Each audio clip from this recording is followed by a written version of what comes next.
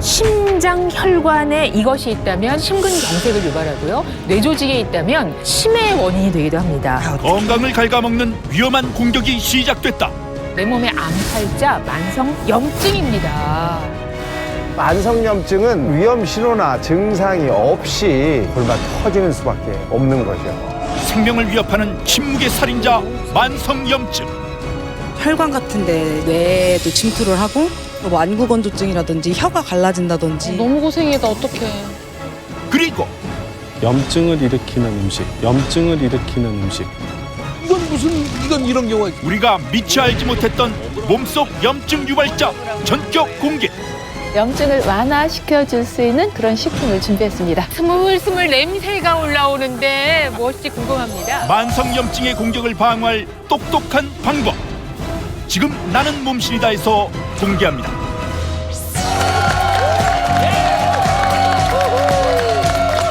대국민 건강 프로젝트 나는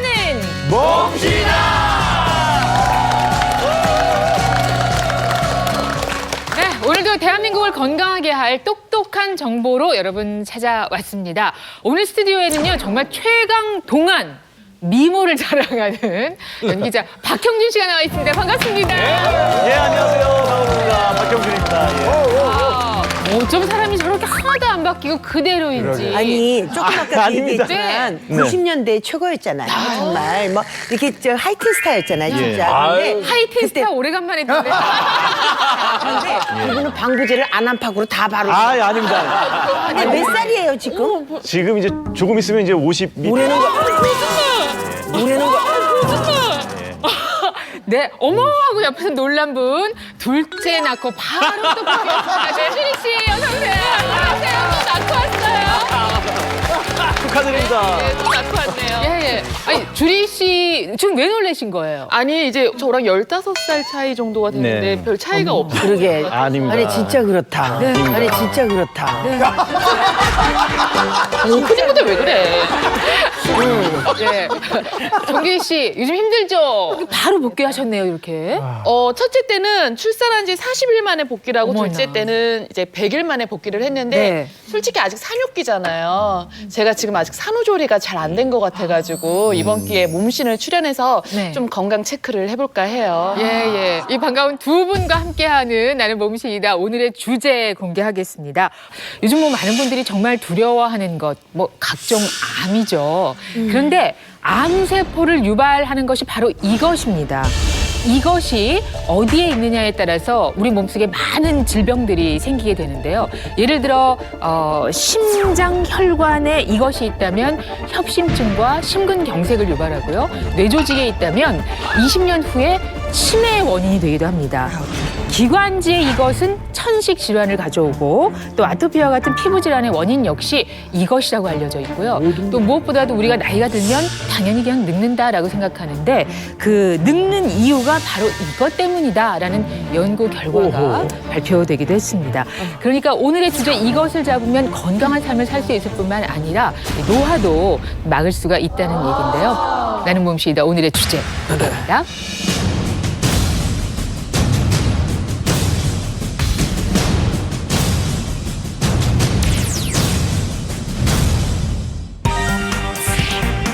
암, 치매, 만성질환 유발, 내 몸의 암살자 만성 염증입니다. 뜻밖인데? 라고 생각하시는 분도 꽤 많으실 거예요. 야, 저는 말이죠. 정말 몇 년 동안, 한 15년 동안 고생한 적이 있어요. 저는 아침에 일어나면 침을 삼키면 목이 따끔따끔해서 딱 안을 들여다보면 편도선이 항상 부어 있어요. 그래서 목소리로 살아가는 제가 이 편도선이 항상 보여 있으니 얼마나 고통스러워요. 맞아. 염증이 그렇게 무서운지 난 정말 그때 생각만 하면 다시는 뭐 생각하고 싶지도 않습니다. 지금은 오늘은 부어 있으신 건 아니죠, 편도선은. 그죠? 몸이 부어 그때 있는 거죠. 목이 부었죠. 지금은 몸이. 근데 그런 것보다도 어찌됐든 저는 사실은 염증 그러면 상처 치료 잘못하면 염증 생길 수 그렇죠. 있잖아요. 그거다. 이제 그런 정도로만 생각을 했는데 이 염증이 암이나 뭐 치매까지도 유발할 수 있다 그러니까 그건 정말 믿기지가 않은 것 같아요. 네. 저 같은 경우는 제가 피부가 굉장히 좀 안 좋아요. 뭐 이렇게 여드름이 나면은 잘 안 없어지고 뭐 뾰루지 같은 것도 그렇고. 그러니까 이게 몸에 염증이 좀 많아서 그런 것 같아요. 속상하죠. 그리고 제가 좀 이렇게 말하기로는 방광염. 염이. 네. 그러니까 이 염이 한 번 걸리면은 좀 스트레스 받으면 자주 재발을 하는 것 같아요. 그러니까 이게 염증이 많아서. 관계가 있을 것 같다. 예. 만성염증 알고 보니까 몰라서는 안 되는 매우 중요한 주제네요. 와, 그럼요. 염증이라는 것이 이제 우리 몸에서 염증 물질을 만들어내면서 우리 몸에 그게 쌓이고 그러면서 우리 몸에 독성으로 작용을 할 수가 있다는 거죠.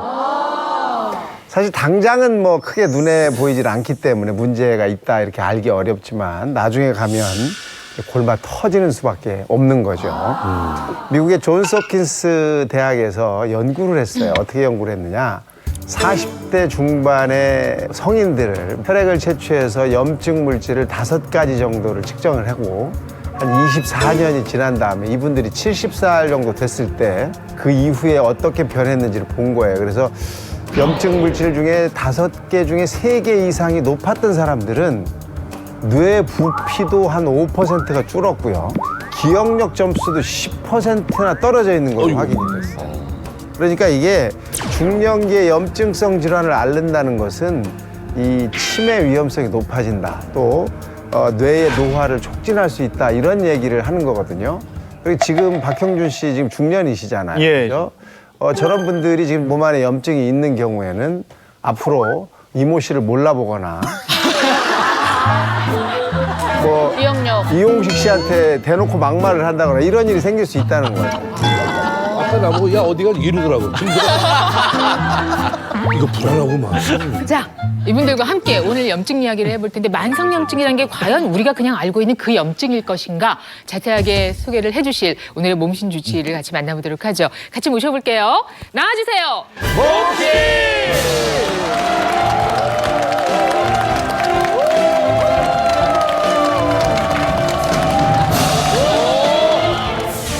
암, 치매, 만성 질환을 유발하는 침묵의 살인마.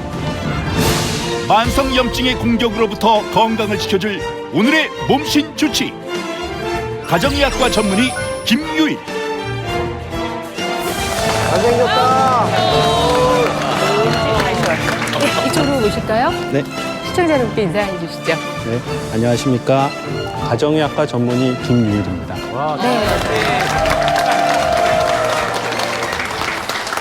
만성염증 이야기가 이제 중요한 것이 뭐 여러 가지 심각한 질병들과 관계가 있기 때문이죠.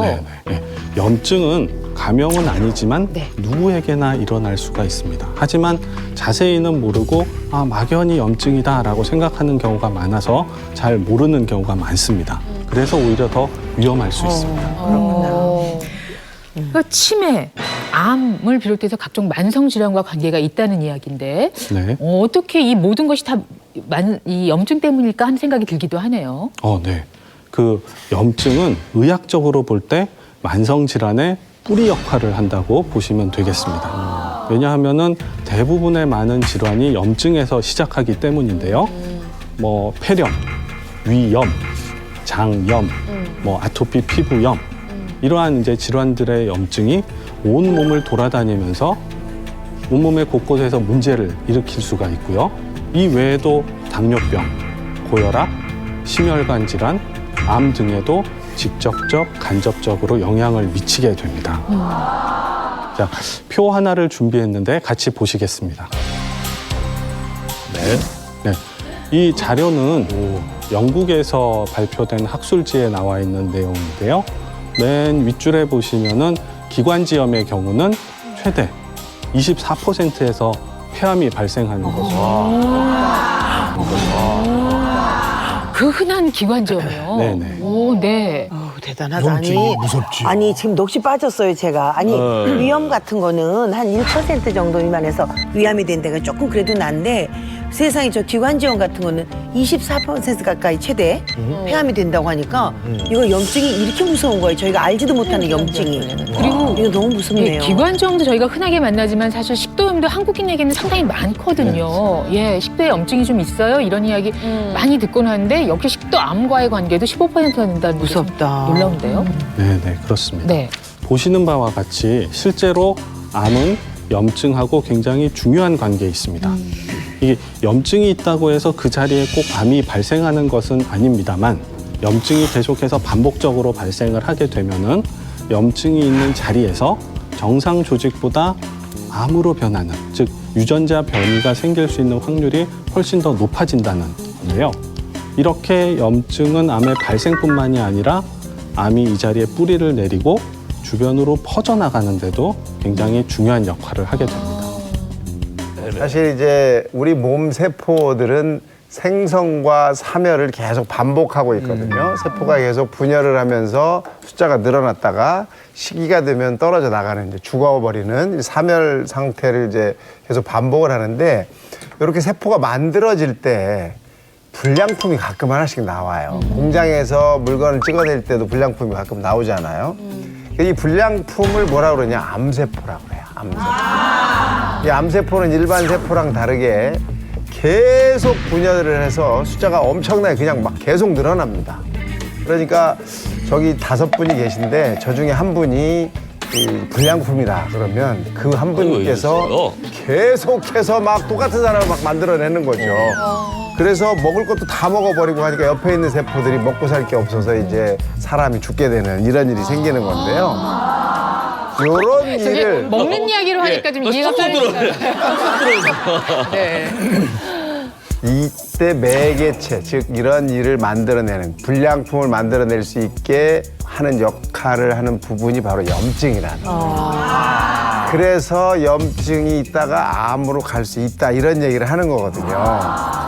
참 이게 암의 위험성을 알면서도 염증은 무시하고 있었던 게 우리가 지금 간과하고 있는 부분이라고 생각할 수 있습니다. 제가 농구를 이제 좋아하는데 네. 농구를 하다 보면은 이렇게 관절 같은 부위를 자주 다치게 돼요. 네. 뭐 손가락이라든지 발목이라든지 그래서 이렇게 삐끗해서 여기 염증이 생기면은 막 뻘겋게 부어오르면서 열이 나고 이러는데 그럼 이것도 굉장히 위험하게 발전될 수 있는 저희가 건가요? 좀 오늘 조금 심각한 염증 얘기를 하고 있는데 지금 발목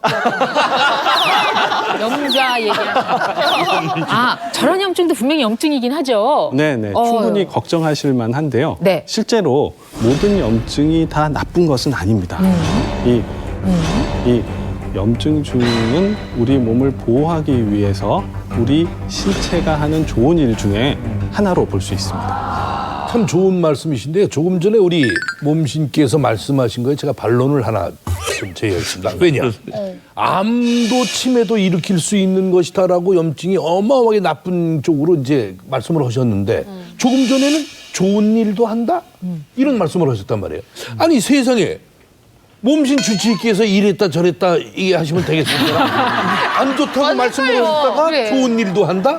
이거 해명 좀 부탁드립니다. 예. 아니, 좀 헷갈리네요, 진짜. 염증이 그렇게 무섭다고 말씀하셨는데 또 좋은 일도 한다 이렇게 네네네. 말씀하시니까. 네, 그래서 이해하기 쉽게 좀 예를 들어 드리면은 염증은 창과 같은 무기라고 보시면 됩니다. 그래서 내 몸을 지키기 위해서 사용을 할 수도 있지만 뭐 어떤 이유든 간에 이걸 거꾸로 잡게 되면은 내 몸을 찌르게 되는 거예요. 내 몸을 찌르게 되는 거예요. 그래서 이게 다양한 환경적인 요인 아니면 유전적으로 이걸 거꾸로 잡게 만들게 되면은 내 몸이 다치게 됩니다. 또 다른 예를 들어보자면은 우리 몸에 이제 피부가 있습니다.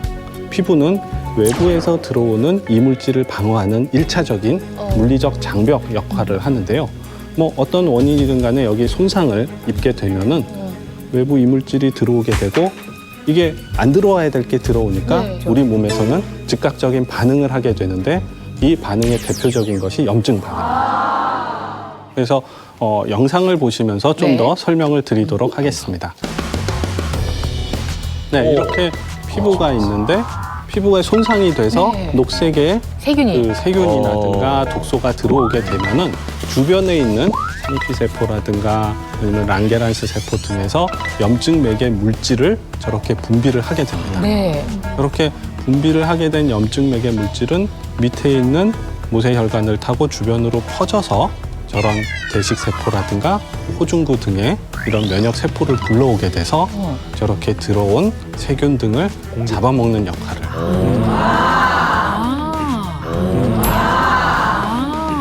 다른 영상을 하나 더 보시겠습니다. 네. 우리 몸이 보호하는 게 다 돼 있네. 여기서는 이렇게 꿈틀꿈틀 움직이는 세포가 보이시죠? 네. 이게 바로 이제 대식세포인데요. 대식세포는 우리 몸을 이제 방어하는 그런 세포로 염증 반응이 일어나면 몰려 들어가지고 염증을 일으키는 세균 등을 잡아먹는 역할을 합니다.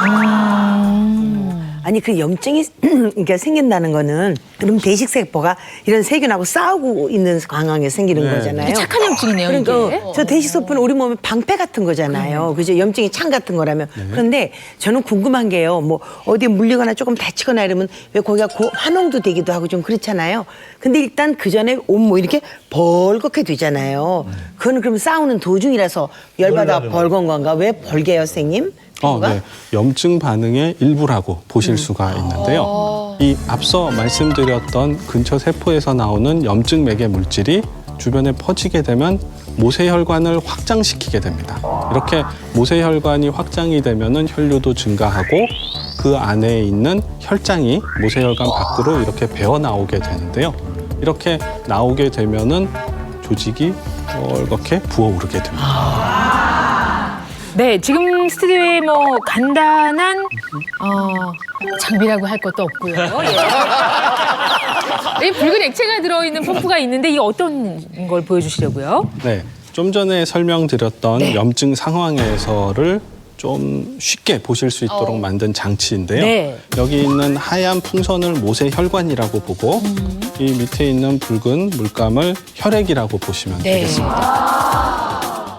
그래서 염증 상황이 되면은 혈액량이 증가하게 되고 이렇게 혈액량도 증가하게 되고 그리고 혈관 밖으로 혈액 내의 혈장 성분이 빠져나오게 됩니다. 그래서 손상된 조직이 이렇게 부풀게 되죠. 그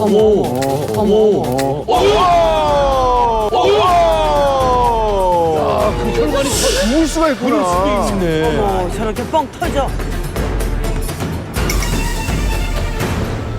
이와 마찬가지로 우리 피부가 부푸는 것도 똑같은 원리라고 보시면 됩니다. 이렇게 피부가 부푸는 것 외에도 화끈화끈 거린다거나 통증이라든가 이런 증상이 같이 생길 수가 있게 되는데 이러한 것들은 우리 몸의 손상을 회복하는 과정에서 나오는 급성 염증 반응으로 일종의 좋은 반응, 착한 염증이라고 보실 수가 있겠습니다. 즉 단기간에 이렇게 부어오르고 아프고 한 것이 가라앉게 되는 건 좋은 것인데요. 근데 이런 염증이 빨리 가라앉지 않고 장기간 지속이 되게 되면 우리 온몸을 돌아다니면서 여러 가지 질환, 심하게는 암까지 일으킬 수 있기 때문에 이러한 것들은 나쁜 염증이 되는 겁니다. 네, 이제 염증 얘기하다 보니까 뭐 좋은 염증, 나쁜 염증, 착한 염증 뭐 이런 이야기들이 나왔는데요. 자, 그렇다면 문제가 되는 건 이제 만성 염증, 나쁜 염증이겠죠? 그렇죠, 그렇죠. 이 급성 염증과 달리 만성 염증은 우리 몸속에서 이제 만성적으로 염증을 지속하고 있다 이런 뜻인데요.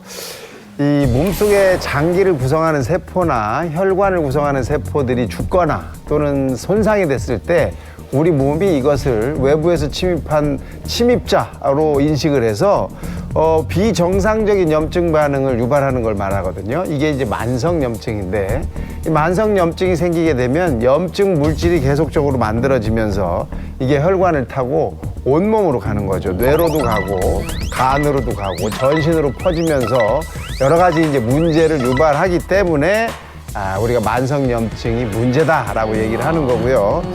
이 만성 염증은 어떤 위험 신호나 증상이 없이 가만히 있다가 느닷없이 어떤 문제를 유발하기 때문에 이 침묵의 살인자 뭐 이런 별명도 있습니다. 염증을 한의학적으로 한번 해석해 보면 한 글자로 통이라고 이렇게 요약할 수가 있겠는데요. 아까 말씀하신 것처럼 염증의 특징은 홍종열통이에요. 붉게 되고 붓고 뜨끈뜨끈하고 통증이 생기는데 착한 통증의 경우는 여기가 확실히 아프다 하고 신호를 줍니다. 근데 만성 염증은 붓지도 않고 뜨끈뜨끈 열도 안 나면서 아프기만 한 거죠. 그러니까 만성 염증이 유일하게 주는 신호는 바로 통증입니다. 우리가 어디가 아파요. 그런데 그럴 만한 이유가 없다. 이럴 때는 만성 염증이 보내는 신호일 수 있다. 이렇게 생각하시는 것이 좋겠습니다. 아니 그런데 말이죠. 뭐 온몸에서 일으키는 그 염증, 몸에도 나쁘지만 정신적으로 아프고 쑤시면 맞아요. 이것처럼 피곤한 게 없어요. 안 그렇습니까? 맞아요. 맞다고 하잖아요. 저 같은 경우에는 정말 통증, 웬만한 통증은 좀 참고 그냥 넘어가거든요. 아니, 근데 통증이 있기는 해요? 있긴 있죠. 예를 들어 어떤 뭐 어디가 뭐 이렇게 결린다든가 자고 일어났는데 어디가 어느 부분이 불편하다든가 딱히 어느 부분이라고 말할 수는 없지만 그런 통증들이 느껴지는데 그냥 또 참고 견디다 보면은 괜찮아지더라고요. 그러니까 이 통증을 통해서 말고 좀 더 확실하게 염증이 있는지 없는지를 그 알아낼 방법이 없을까요? 그런 방법이 있다면 좋겠는데요. 네, 그런 방법이 있습니다. 그래서 보통 체내 염증 수치는 혈액 검사를 통해서 알 수가 있는데요. 그 몇 가지 방법 중에 하나가 체내에 있는 C 반응성 단백 수치, CRP 수치를 검사를 해봐서 알 수가 있게 됩니다. 우리 몸에 손상이 있거나 염증이 있게 되면은 혈중 이 CRP 농도가 올라가게 됩니다. 얼마 전에 혈액 검사 하셨잖아요. 네네. 그게 바로 이 염증 수치를 알기 위한 거예요. 지금 여러분들의 결과가 발표됩니다. 자, 이거 어떻게 진행이 되는 거죠? 우리 몸신 가족 여러분들의 혈액을 네. 검사를 해서 이 CRP 수치를 검사를 했습니다. 네. 이 CRP 수치는 급성 염증 손상 등에 반응을 해서 올라가는 수치이기 때문에 이 CRP 수치가 내가 높다 이런 것은 내 몸에 염증이 있구나 이렇게 판단하시면 되겠습니다. 그래서 검사에 따라 약간씩 차이가 있긴 하지만 한 0.5mg/dL 이하를 정상으로 보고 있습니다. 과연 우리 몸신 가족들은 염증 수치가 어떠할는지 결과를 한번 확인해 보겠습니다. 자, 시원하게 늘 손들고 나서는 우리 이모 씨 결과부터 보겠습니다. 이모 씨 요즘 어디 아픈 데 있어요? 당신만 운전했으면 좋겠어. 그 자, 정도면 그러면 중요한지 하지. 이모 씨 결과 보여주세요. 이 바짝바짝한다. 낮을수록 좋은 거겠죠? 네. 오, 0.07입니다. 오, 아주 좋은 결과. 이게 이렇게 기분이 좋은가요? 그러네요. 이거 좋은 것 같네, 꼭. 아주 기분 좋게 시작을 했고요. 예. 자, 그러면 정주리 씨는 혹시 이 수치 조금 제가 좀 애 낳고 몸 관리할 시간이 없어서 염증이 좀. 예, 산후 지금 얼마 되지 않았기 네네. 때문에 이제 어떨는지는 모르겠는데 이모 씨의 0.07에 도전합니까? 해야죠. 도전합니다. 젊은데. 도전 젊으니까. 네, 알겠습니다. 정주리 씨 결과 보여주시죠. 여드름이 나면은 잘 안 없어지고 뭐 뾰루지 같은 것도 그렇고 방광염.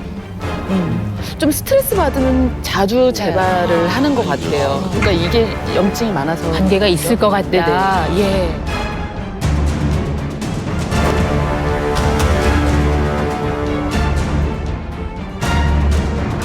정주리 씨 결과 보여주시죠. 맞나?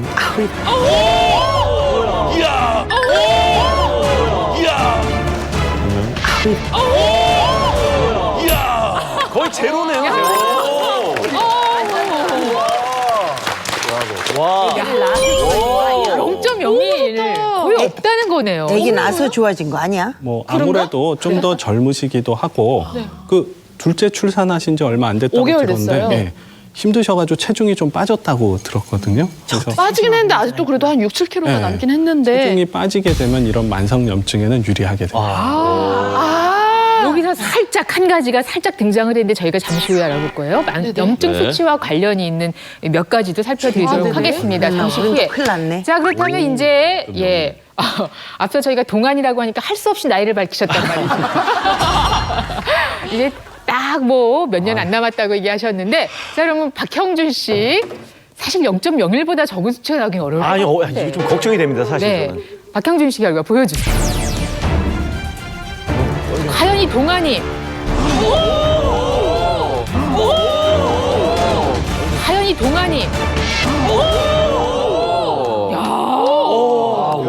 다행이네요. 역시 정말 다행이네요. 역시 뭐 이유가 있습니다. 저게 대단하다. 건강에 되는 게 아니라 아유. 건강하신 거죠. 아유, 감사합니다.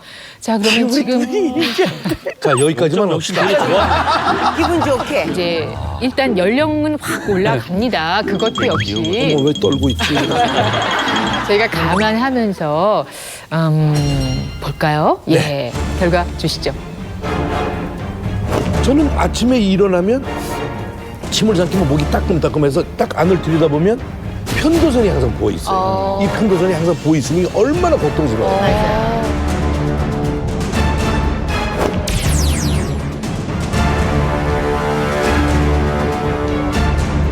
이용식 씨 염증 수치는 이용식 씨 염증 수치는 0.0.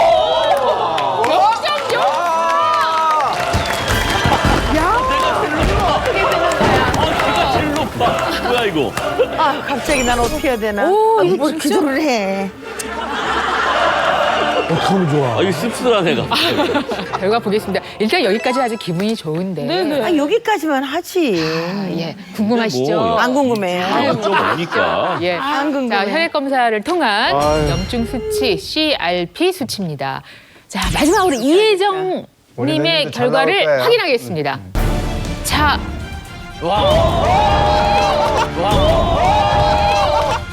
자.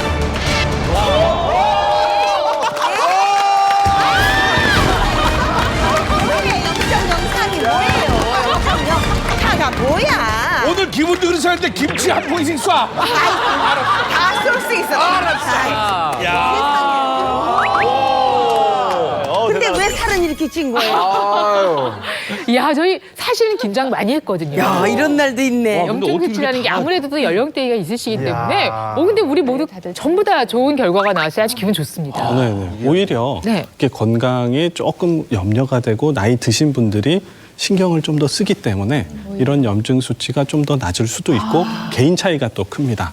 그래서 우리 몸신 가족 여러분들은 염증 관리를 모두 잘 하시는 것으로 보입니다. 예. 아니 우리가요 중성지방 왜 그 콜레스테롤 검사할 때 피 뽑아서 그 정상 혈액은 굉장히 맑은데 중성지방 많으면 왜 이렇게 뿌옇게 뜨고 보이잖아요. 그러면 염증이 있는지 없는지도 그러면 피 뽑아 보면 그 중성지방처럼 뿌옇기도 하고 없는 거는 깨끗하기도 하고 그래요? 그 진도를 더 나가볼까요? 이제 기분 좋게? 아 그래 네. 보면 알 수 있는 게 있나요, 혹시? 네. 그런 검사가 있습니다. 우리 몸의 염증을 보는 또 다른 검사. 좀 전에 말씀드렸던 CRP 검사 말고 또 하나가 더 있는데요. 이게 ESR 검사라는 것이 있습니다. 이게 적혈구 침강 속도를 보는 검사인데요.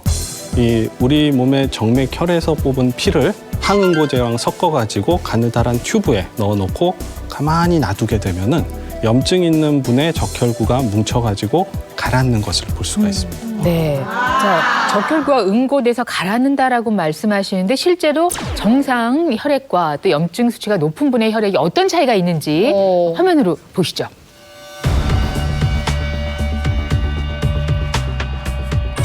지금 있는 왼쪽은 정상 혈액이고 오른쪽에 있는 것은 염증 있는 환자의 혈액입니다. 처음에 봤을 때는 뭐 차이를 알 수가 없는데요. 오른쪽에 있는 것이 확실히 빨리. 진짜 오른쪽에 있는 것이 확실히 빨리. 진짜 적혈구 훅 내려앉는 게 보이시죠? 이렇게까지 차이가.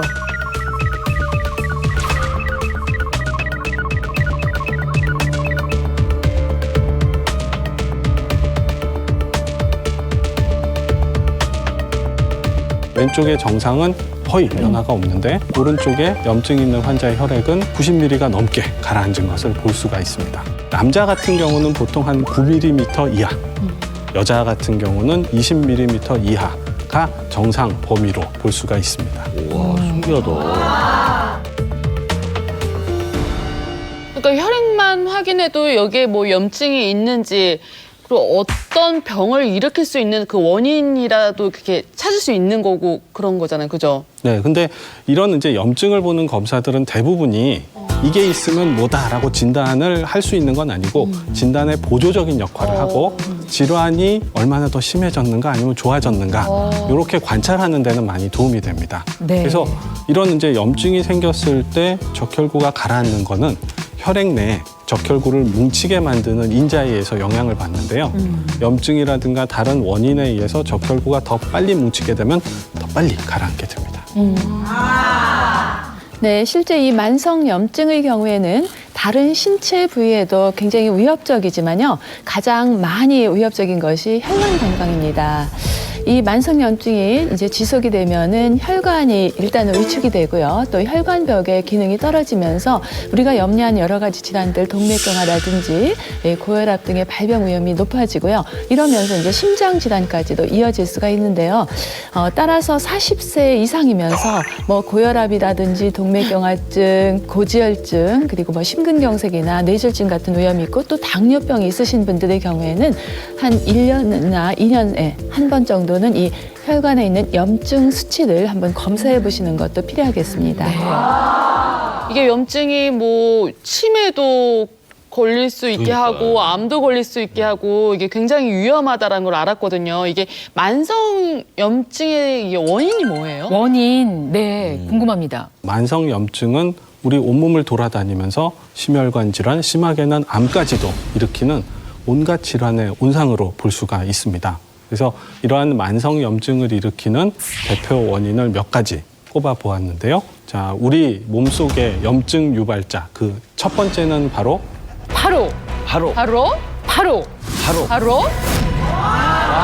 면역 질환?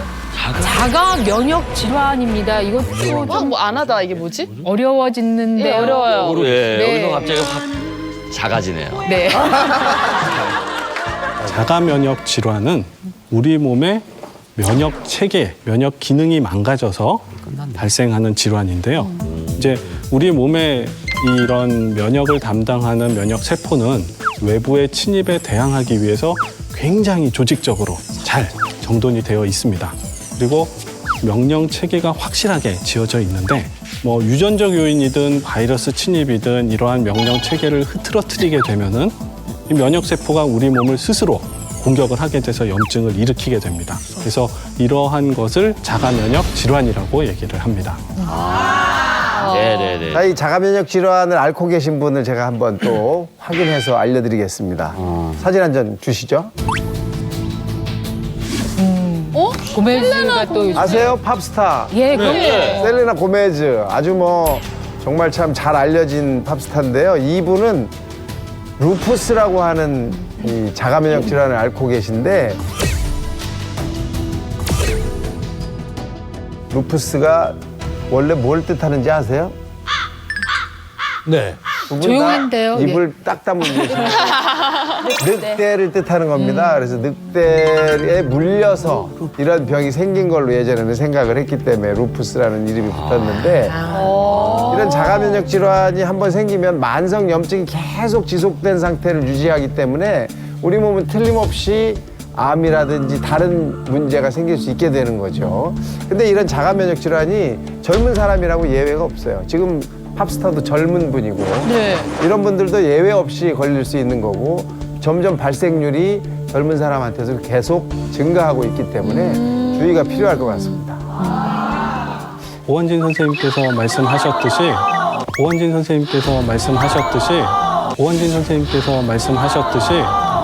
이렇게 피부에 난 상처가 마치 늑대 긁히거나 물린 상처와 비슷하다고 해서 라틴어로 루푸스라는 이름을 처음 붙였고요. 이 루푸스란 질환은 피부 질환 말고도 머리서부터 발끝까지 우리 온몸의 염증을 일으키게 됩니다. 그래서 굉장히 다양한 증상을 나타내게 되니까 천의 얼굴을 가진 질환이다라고도 부르고 있는데요.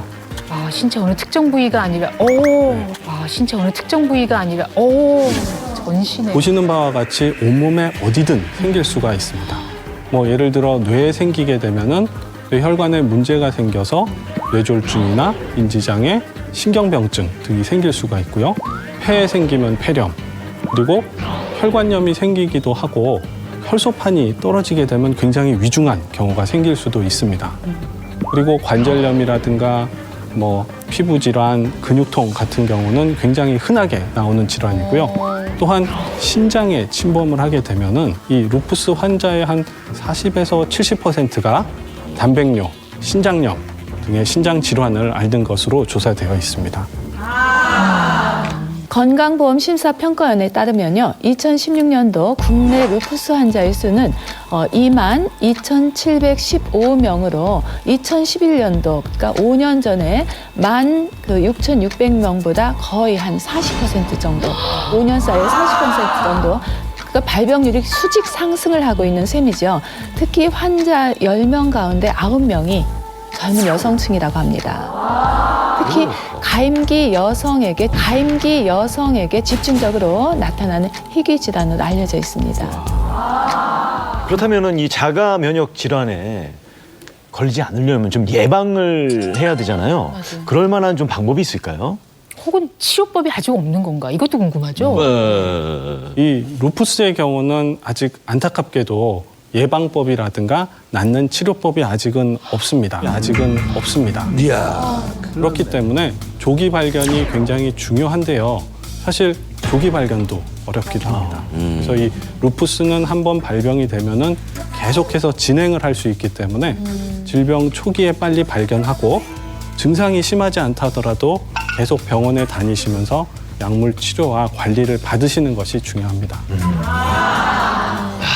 루푸스가 어디를 공격하느냐에 따라서 거기에 이제 큰 문제가 생기는 거고 관련한 통증도 매우 고통스러운 것으로 알고 있습니다. 앞서 가임기 여성, 젊은 여성에게 요즘 많이 늘고 있다. 그래서 염려스럽다는 말씀을 하셨는데 루푸스 환자 한 분이 오늘 스튜디오에 와주셨어요. 어이구. 왜냐하면 본인도 궁금하고 또 이 정보를 서로 좀 나누기 위해서 와주셨는데 누구시죠? 어디 계시죠? 안녕하세요. 24살 박지영이라고 합니다. 지금 이렇게 저희가 뵙기에는 아주 건강해 보이거든요. 처음에 내가 루푸스다, 자가 면역 질환이다라는 걸 알게 되셨을 땐 그땐 마음이 어떠셨어요?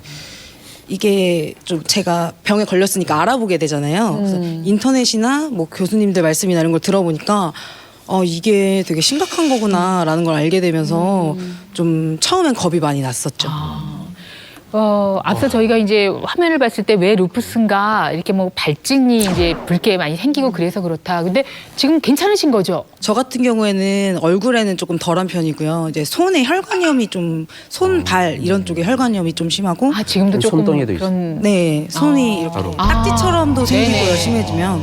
아니면 염증이 생겨서 손 끝에 이쪽에 그 염증이 심해지면 노란 색깔 진물 난다 그러잖아요. 제일 흔하게 온 게 관절염 이런 게 많이 와서 어린 나이에 관절염. 비나 눈 오시기 전에 어르신분들 아프다고 하시잖아요. 그래서 저도 그것처럼 좀 아프고 이제 계단 같은 것도 좀 힘들고요. 요 마디마디가 다 아픈 거예요? 네, 그래서 저는 또 올 10월에 또 입원을 했었어요. 근데 거기서 이제 뼈에도 염증이 있다고 진단을 또 받았고 이게 또 거기서만 멈췄으면 괜찮은데 이제 또 증후군들이 많이 나타나더라고요. 그래서 뭐 레이노 증후군이라 그래서 손 온도도 다르고 손발 수족냉증 비슷한 그런 것도 오고 쇼그렌 증후군이라 그래서 또 눈물. 건조한 그런 것도 와서 뭐 안구 건조증이라든지 혀가 갈라진다든지 너무 고생이다. 이런 증상이 좀 많죠. 또 신경 쪽으로도 와버리니까 뇌파 검사랑 뭐 인지능력 검사는 1년에 한 번씩 계속 하고 있는데 작년에 비해서 인지능력도 조금 떨어졌다라는 진단을 받았어요. 또 이제 좀 부작용식으로 스테로이드를 5년 넘게 복용을 하다 보니까 근데 혈전증이 생겨서 와파린을 복용을 하는 건데 와파린 또 시간에 맞춰서 먹어야 되고 약을 계속 조절해야 되니까 병원 가야 되는 것도 그렇고 하면서 또 피곤해지면 수치가 훅 떨어지고 이러다 보니까 일하는 것도 문제가 생겨서 좀 일은 하고 계시고요, 현재. 지금은 일 못 하고 있어요. 그래요. 예. 아이고 참. 지금 제일 그러면 좀 어려운 건 어떤 거예요? 이 루푸스 환자로. 지금 제일 힘든 거는 일단 젊고 아까 말씀하셨다시피 안 아파 보인다고 많이 인식을 하시잖아요. 그 루푸스가 알려진 것도 아니고 그러다 보니까 많이 오해를 많이 받거든요. 아픈 척을 한다든지 아니면 젊은데 아까 말씀드렸다시피 뭐 나이 든 사람보다 뭐 너가 어디가 아프냐 이런 질타를 많이 받아요. 그래서 뭐 한 번은 그 지하철에서 너무 힘들어서 장애인석에 한번 앉았거든요. 그 노약자석이죠. 노약자석에 한번 앉았는데 어떤 할아버지 분이 뒤통수를 때리시더라고요. 근데 지금은 웃으면서 얘기를 할 수 있는데 그 당시에는 저는 너무 아픈데 노약자석이 꼭 어른분들을 위한 자리가 아니라 말 그대로 힘들고 아프고 약한 사람들의 자리인 거잖아요.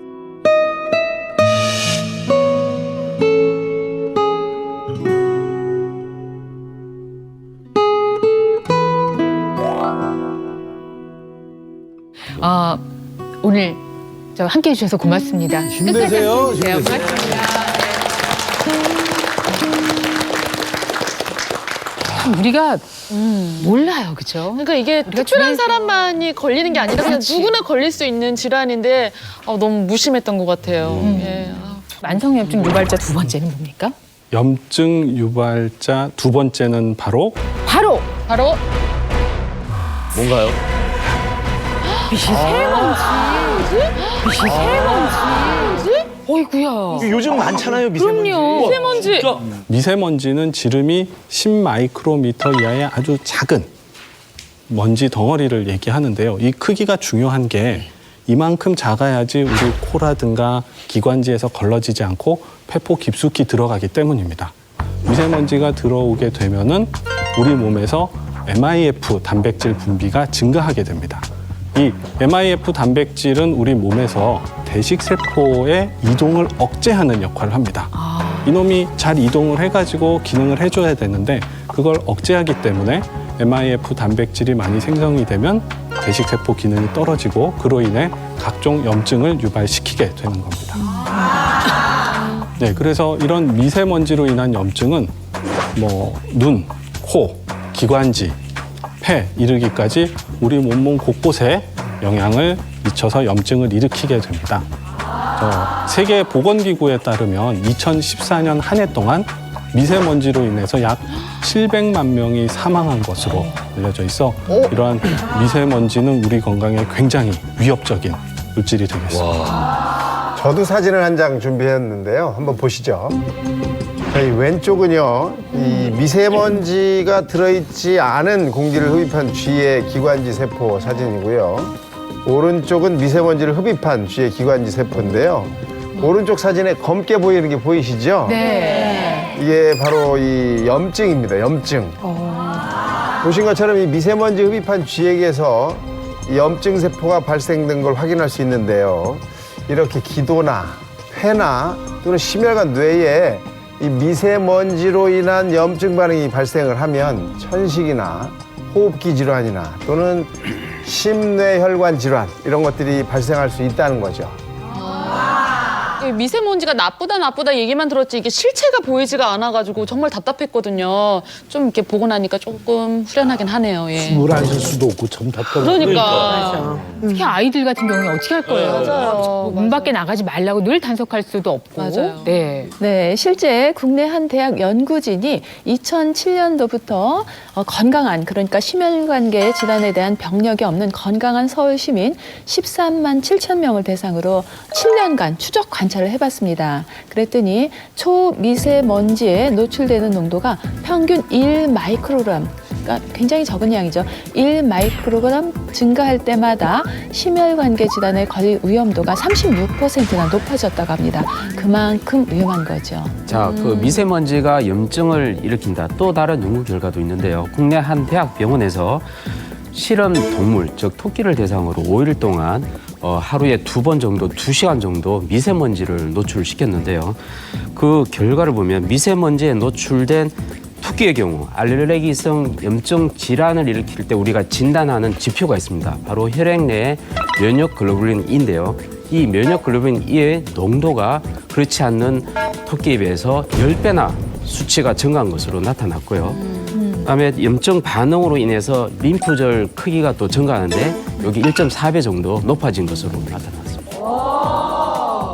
이 염증을 예방할 수 있는 해결 방법 알려드립니다. 당연히 저희가 오늘 준비했는데요. 잠시 후 또 기대해 주시기 바랍니다. 자, 만성 염증을 일으키는 원인. 자, 세 번째 들어가겠습니다. 네, 염증 유발자 마지막은 바로 이것입니다. 올 게 왔네, 올 게 왔어. 내장지방. 왜 안 나오나 했죠. 아이고, 우리는 진짜. 안 걸리는 데가 없고. 그러니까 사통 오다리야 우리는. 우리 뱃살은, 즉 내장 지방은 염증을 만들어내는 공장이라고 말해도 과언이 아닐 정도인데요. 대한비만학회에서는 남자는 허리둘레 90cm, 여자는 85cm 이상을 복부 비만으로 얘기를 하고 있습니다.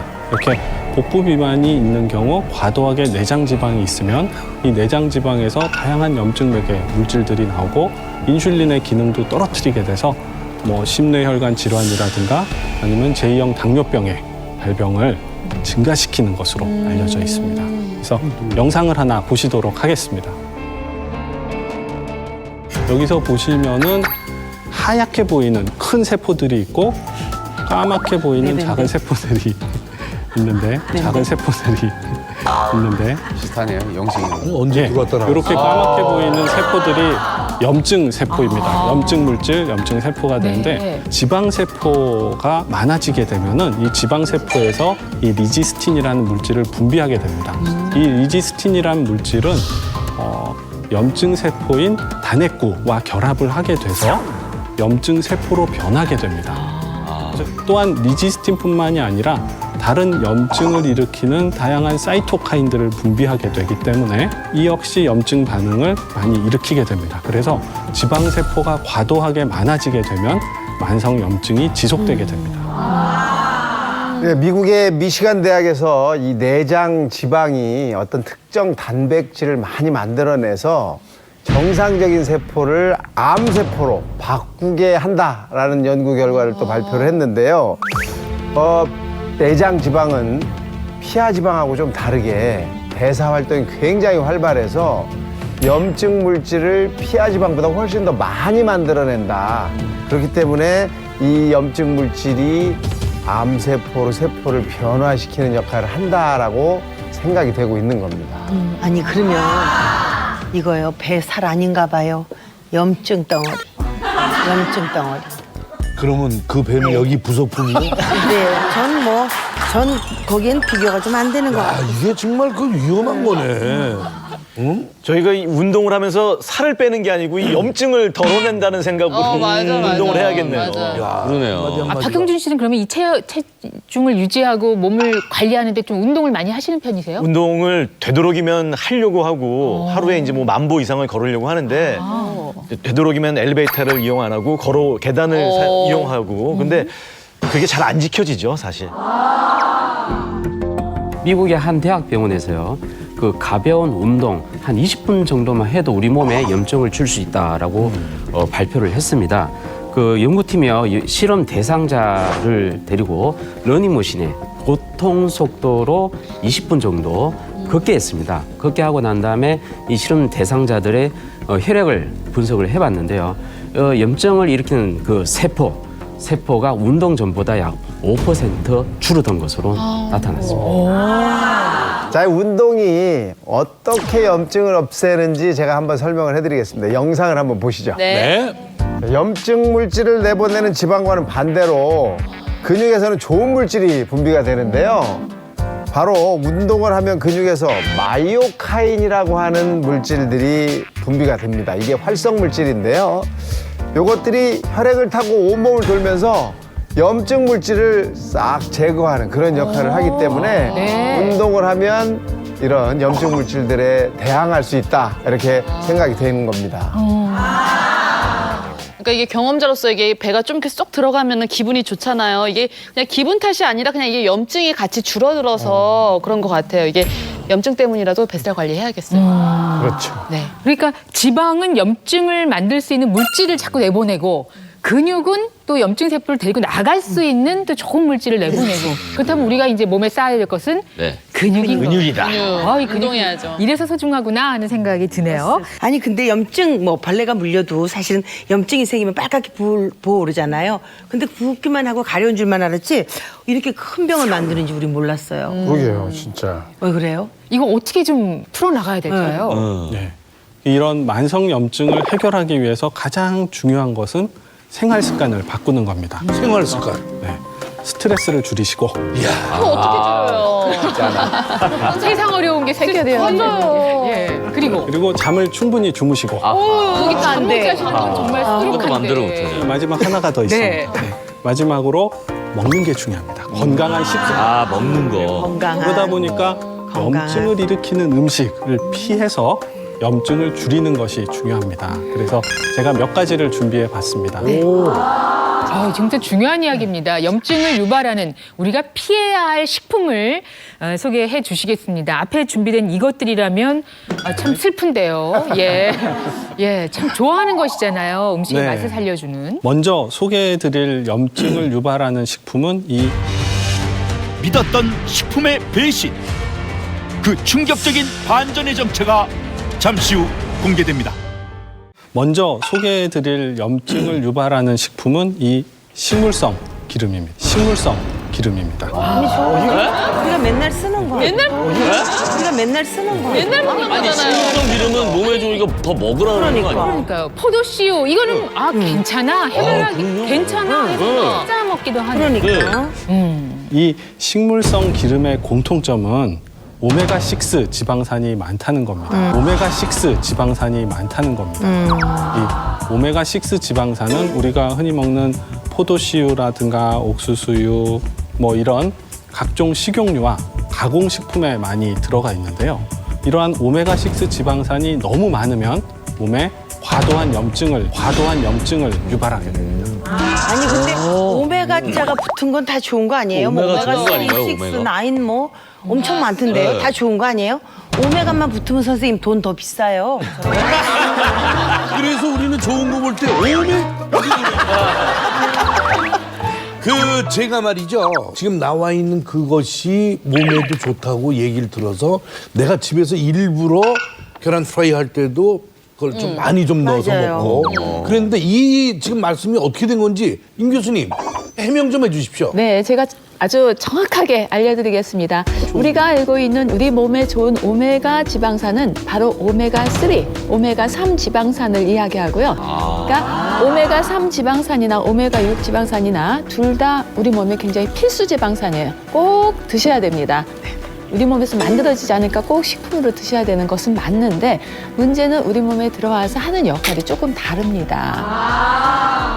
오메가3 지방산은 우리가 오늘 걱정하는 염증 반응 줄여주고 혈전 적게 만들어주고 그렇기 때문에 심혈관계 질환 예방에 도움이 된다라고 많이 말씀하시고 정말 심혈관계 질환 예방에는 오메가3 지방산만큼 좋은 그런 치료제가 없습니다. 오메가6 지방산의 경우에는 반대작용을 해요. 혈전이 좀 더 만들어지게 하고 염증을 유발하고 하는 그런 주 원인의 그런 물질이 바로 오메가6 지방산입니다. 실제 이 오메가6 지방산의 경우에는 건강한 사람의 경우에는 굉장히 필요한 물질이에요. 왜냐하면 우리가 이렇게 좀 피나면은 상처가 입으면은 빨리 여기 뭐 염증이 나서 이렇게 마무리돼야 되잖아요. 이런 염증 반응 일으켜서 빨리 마무리시키는 것이 바로 오메가6 지방산이니까 급성 염증을 줄이는 것뿐만 아니라 생존을 위해서 필요한 것이 오메가6 지방산인데 문제는 염증을 별로 일으키지 않아도 돼야 되는데 우리 몸을 공격하게 되니까 문제죠. 오메가6 지방산을 드시는 것만큼 오메가3 지방산을 균형을 맞춰서 드시면은 문제가 없는데 이 균형이 깨지게 오메가6 지방산은 많이 드시고 오메가3 지방산이 들어있는 음식을 적게 먹었을 때 문제가 생기는 거죠. 네, 한국영양학회가 마련한 한국인 영양 섭취 기준을 보시면은 오메가6 지방산과 오메가3 지방산 비율을 4 내지 10대 1 정도로 유지하라고 하고 있는데요. 실제로 조사해본 결과에 따르면은 오메가6 지방산과 3 지방산을 한 15대 1 정도로 그래서 6 지방산을 훨씬 더 많이 섭취하는 것으로 조사가 되었습니다. 네, 그러니까 오메가6 지방산이 많이 들어있는 것이 뭐 예를 들어서 지금 옥수수 기름이라든지 해바라기 기름, 또 포도씨 기름 이런 곳에 많이 들어있고요. 실은 이런 것뿐만 아니라 우리가 먹는 이런 식품 중에 오메가6 지방산이 생각보다 많이 들어있어요. 고기라든지 뭐 우유라든지 이런 모든 우리가 먹는 자연식품 중에 오메가6 지방산의 비율이 너무 많이 있는 것이 문제예요. 그래서 가정에서 활용하실 수 있는 것은 첫째는 이 나물이라든지 볶음 요리 하실 때 참기름보다는 들기름을 사용하시면 됩니다. 네, 참기름의 경우에 향은 좋지만 거기에 오메가6 지방산이 많으니까 오메가3 지방산이 많은 들기름을 활용하시는 것이 좋고요. 또 이렇게 부침 같은 거 하실 때는 옥수수 기름보다는 콩기름을 또 활용하시고 일주일에 한 2번 정도 꽁치라든지 고등어와 같은 등푸른 생선을 드시는 것, 이것만 잘 지키시면은 만성 염증을 확 줄이실 수 있습니다. 그러니까 이런 식물성 기름 중에 이와 같은 종류는 조금 줄이도록 노력을 하고 오메가3는 조금 더 챙겨 먹는 노력을 해야겠습니다. 염증을 일으키는 그런 식품으로 식물성 기름이 나와서 조금 놀랐죠? 놀랐어요. 예, 아, 근데 네. 한 가지가 더 있습니다. 뭡니까? 예, 이거죠. 예, 여기 보시는 바와 마찬가지로 염증을 일으키는 음식, 바로 흰 쌀밥과 시리얼입니다. 이게 무엇인고 하니까 바로 더 놀랍네요. 더 놀라워지죠. 당입니다. 놀랍네요. 더 놀라워지죠. 당입니다. 이게 웬일입니까? 아니, 제 딸은 시리얼을 위주로 좀 많이 먹는 편이고 저는 쌀밥을 많이 먹는 편인데 이 분역 안에 염증을 일으키고 앉아있단 말이에요, 지금? 이건 이런 경우가 있습니까? 아니 굽느니 정말 시리얼이라도 챙겨 그럼, 먹으면 나을 그렇죠. 것 같아서 먹게 되잖아요. 아니 근데 진짜 기가 막혀요. 쌀밥 안 먹으면 뭐 먹으라 그래요? 요새 쌀밥에 김장김치 얹어 먹어도 맛있죠. 어리고 저산 거에다 김 얹어 먹어도 세상 맛있죠. 뭘 먹으라 그러는 거예요 지금? 또 어리굴젓 색깔을 입었어. 그래서 어리굴젓 얼마나 맛있나 몰라요. 예. 좀 이상하게 그렇게 또 입맛 싹 돌게 말씀을 하시니까. 그냥 날김 구워서 이렇게 얹어서 먹으면 어떻게 되게 맛있어요. 합니까? 네. 오늘 밥도 잘 됐어요. 너무 맛있어 보인다. 그거 왜 피해야 하는 건가요? 예, 뭐 옛말에도 있듯이 맛있는 것은 몸에 안 좋은 것들도 많습니다. 맞아. 그래서 자세히 살펴봐야 될 게 당 함유량을 잘 확인하셔야 됩니다. 잘 아시다시피 우리가 단 거를 많이 먹으면은 몸에 혈당이 올라가게 되고, 이렇게 올라간 혈당은 우리 몸을 돌아다니다가 우리 몸에 꼭 필요한 지질과 단백질이 당이 붙음으로써 구조가 망가지게 되는 겁니다. 이렇게 망가진 구조물인 최종 당화 산물이 우리 온몸을 돌아다니면서 혈관을 손상시키고 몸에 염증 반응을 많이 일으키게 됩니다. 이와 비슷한 것이 또 하나 있습니다. 그러면서 좀 더 위험한 것이 밀가루예요. 흰 밀가루의 경우에는 우리 흰 쌀밥이나 마찬가지로 탄수화물이 그대로 흡수되기 쉬운 그런 형태로 돼 있어서 혈당 수치가 굉장히 높은데요. 이 밀가루에는 당만 있는 것이 아니라 한 가지가 더 있어요. 바로 빵을 만들 때 부풀게 하는 것이 바로 글루텐이라는 건데, 이 글루텐이라는 단백질입니다. 문제는 이 글루텐이라는 단백질이 잘 소화흡수되면 되는데요. 이 염증을 잘 유발시키거든요. 그래서 보통 사람은 괜찮지만 이 글루텐에 조금 민감하신 분들은 알레르기를 유발하기 때문에 식품 포장지에 보면은 밀가루나 글루텐이 들어갔다는 걸 표시를 좀 하게 돼 있습니다. 그런데 알레르기를 자주 유발하게, 자주 이렇게 섭취하게 되면은 알레르기만 나오는 것이 아니라 이것을 소장을 계속 얘가 자극을 해요. 글루텐이. 그러면은 소장 점막세포가 이렇게 딱 붙어 있어야 되는데, 그리고 소화된 것만 흡수돼야 되는데 얘네들 이렇게 틈이 벌어집니다. 이 틈이 벌어지면서 이 틈으로 내독소 엔도톡신이라는 것이 들어와요. 들어오면서 전신의 염증을 유발할 수 있으니까요. 혹시라도 이 글루텐에 대해서 민감하신 분들의 경우에는 밀가루 음식을 좀 자제하시는 것도 굉장히 중요합니다. 아시겠죠? 이제 뭘 피해야 되는지. 네. 박명수 씨. 네. 예. 혹시 평상시 좋아하시는 겁니까? 시리얼을 오늘 아침에 먹고 나왔습니다. 근데 그러니까 모든 게 이제 과하면 안 된다는 말씀이신 거잖아요. 적당히 이렇게 섭취하는 것도 괜찮은 거잖아요. 그죠? 적당히. 네. 적당히. 예. 지금 뭐 먹지 말라는 거를 주로 말씀을 하셨거든요. 네네네. 예. 그렇지만 뭐- 또 이렇게 마무리할 순 없지 않습니까? 그렇죠. 네. 사실 먹지 말라는 것만 가르쳐드리면 기분이 안 좋죠. 뭔가를 좀 회복할 수 있는 걸 가르쳐드려야 되지 않겠습니까? 오한진 박사님 그리고 임병숙 교수님 오셨는데요. 오늘 어떤 걸 소개해 주실지 이 안에 있는 것이 정말 궁금합니다. 네, 궁금하시죠? 네. 지금까지 이제 만성 염증 일으키는 식품들을 알아봤으니까 그래도 이제는 뭐 해결할 수 있는 이용식 선생님 지금 걱정의 얼굴로 저런 어르신들께서 이제 행복해지실 수 있는 뭔가를 좀 가르쳐드려야 되지 않겠습니까? 그래서 염증을 완화시켜 줄 수 있는 그런 식품을 준비했습니다. 자, 무엇일지 벌써 뭔가 스물스물 냄새가 올라오는데 무엇일지 궁금합니다. 바로 바로 뭐예요? 뭐예요? 반격의 시작. 몸속 만성 염증을 완화해줄 식품의 정체가 잠시 후 공개됩니다. 바로 바로 입니다.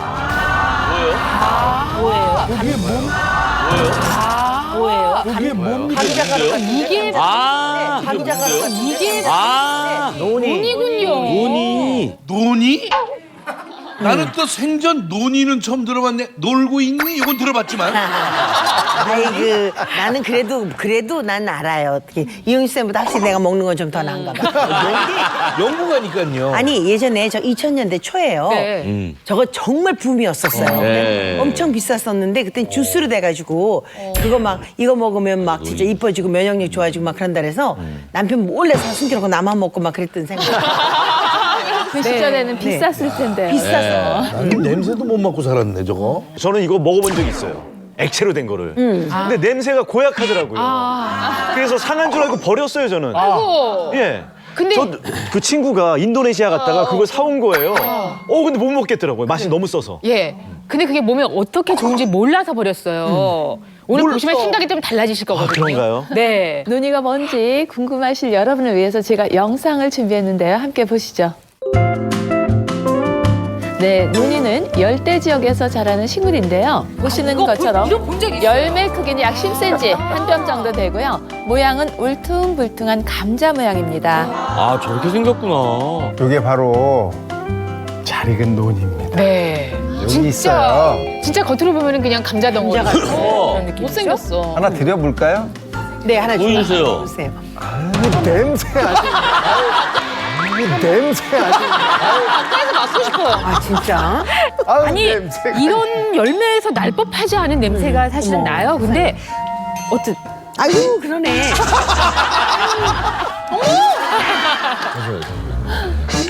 예. 냄새로서는 고약하지만 네. 맛은 괜찮. 여기도 그럴 수 있죠.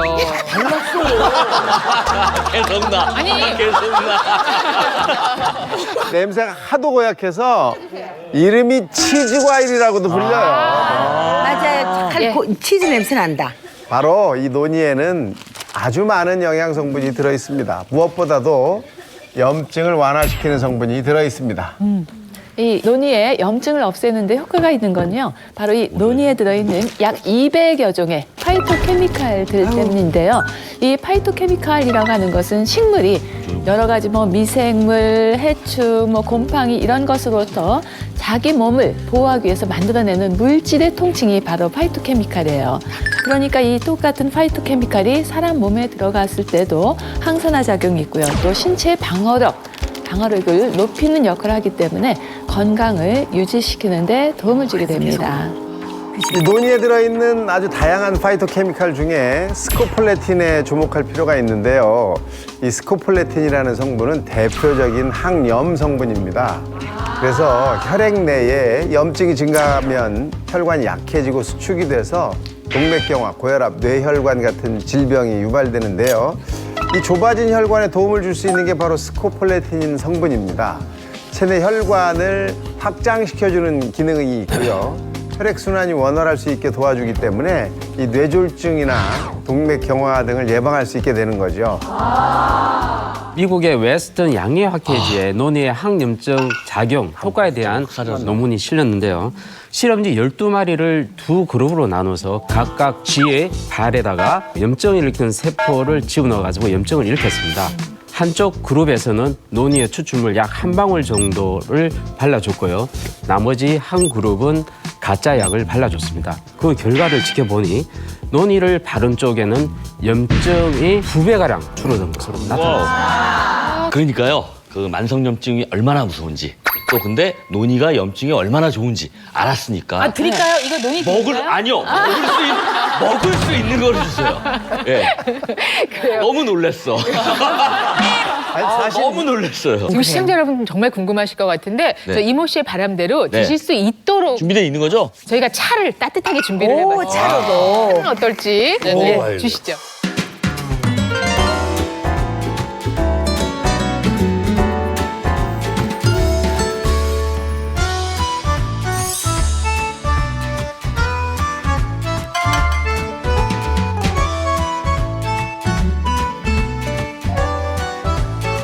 이게 논이차예요? 네.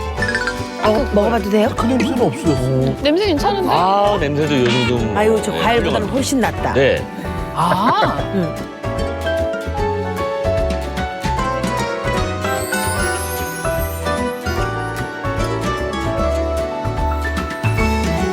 이거는 얼마든지 먹겠네. 끓여놓고 집에서 그냥 쭉 물 대신 먹어도 물처럼. 예. 이제 좀 안정을 찾으셨어요. 분들이 부드러워졌어요. 한진희 원장 원샷 하셨으니까. 네. 이 정도 순해지려면 논이 조금 들어간 거 아니에요?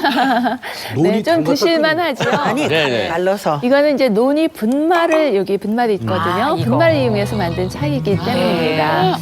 네, 앞에서 이 논의 경우에는 실제 익으면서 숙성되면서 이 특유한 그 숙성된 향기와 맛이 나서 우리가 이제 냄새가 더욱 심해진다. 막 너무 냄새가 힘들다 이렇게 말씀하시게 되는데요. 이 논이 분말의 경우에는 논이가 나무에서 익었을 때 그대로 이것을 따서 건조시켜서 만들기 때문에 이 논이 특유의 냄새가 조금 덜 나게 됩니다. 아, 그렇구나. 그 논이 비누 있잖아요. 논이 그렇죠. 비누. 맞아요. 그 동남아 여행 가신 분들이 굉장히 많이 사오더라고. 뭐 피부에 좋다고. 저는 솔직히 잘 모르거든요. 이게 어떻게 좋은지.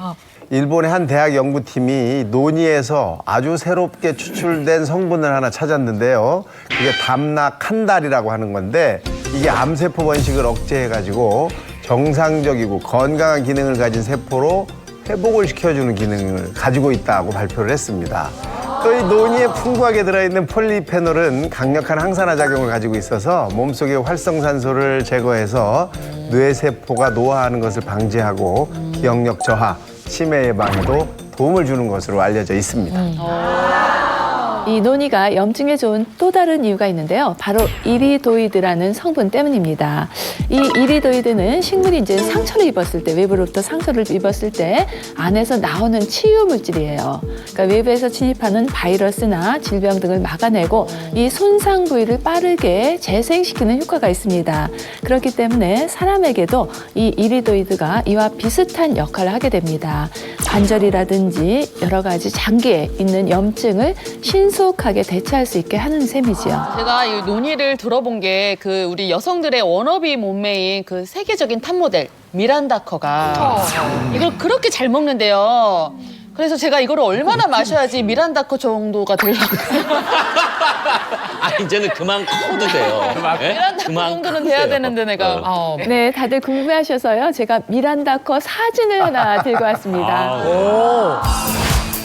네, 이 미란다 커는 13살 때부터 피부의 트러블 방지 그리고 탄력 강화를 위해서 이 논이를 즐겨 먹어왔다고 해요. 또 이 미란다 커가 논이로 피부 관리를 할 수 있었던 이유가요. 바로 프로제로닌이라는 성분 때문인데요. 이 프로제로닌 성분은 우리 몸으로 들어오면 제로닌으로 바뀝니다. 이 제로닌은 병든 세포를 건강한 세포로 재생시켜서 우리 몸의 자연 치유력을 높이고요. 세포의 기능을 강화시키는 효과도 있는데요. 이 때문에 손상된 피부를 케어하고 또 노화를 방지하는 데 효과적으로 알려져 있습니다. 아니, 지금 우리 나이에 먹어도 미란다 커 돼요? 이거 마시니까 이혜정 커가 됐어. 아 진짜? 뭐 저는 알아요. 제가 앞으로 이 음식을 쭉 먹을 거란 걸 알아요. 미란다 커가 돼야 되니까. 그래서 말인데 이게 논이를 먹을 때 좀 주의할 점 같은 건 없나요? 있죠. 당연히 있죠. 이 논이에는 칼륨이라는 성분이 아주 많이 들어 있습니다. 따라서 신장이 안 좋은 분들은 이 칼륨 배설하는 기능이 떨어져 있기 때문에 신장 질환을 앓고 있는 분들 주의가 좀 필요합니다. 또 고혈압약을 복용하는 사람은 논이를 좀 삼가하는 게 좋은데요. 약 성분이 칼륨 배출하는 것을 막기 때문에 이 논이에 들어있는 칼륨이 우리 몸속에 들어와서 고칼륨 혈증을 유발할 수 있기 때문입니다.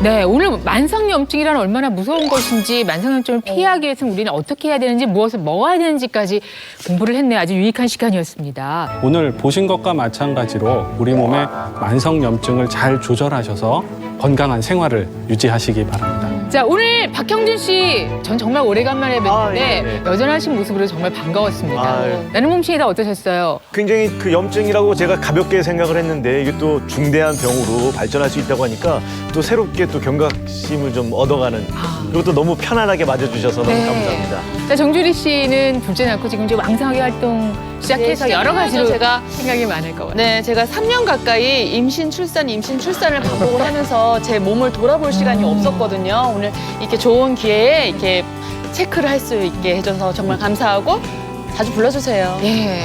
다음엔 더 건강하고 아름다운 모습으로 뵙도록 하겠습니다. 네. 오늘 함께해 주셔서 감사드리고요. 나는 몸신이다 다 같이 외치면서 마무리하겠습니다. 대한민국 모든 국민이 몸신이 되는 그날까지 나는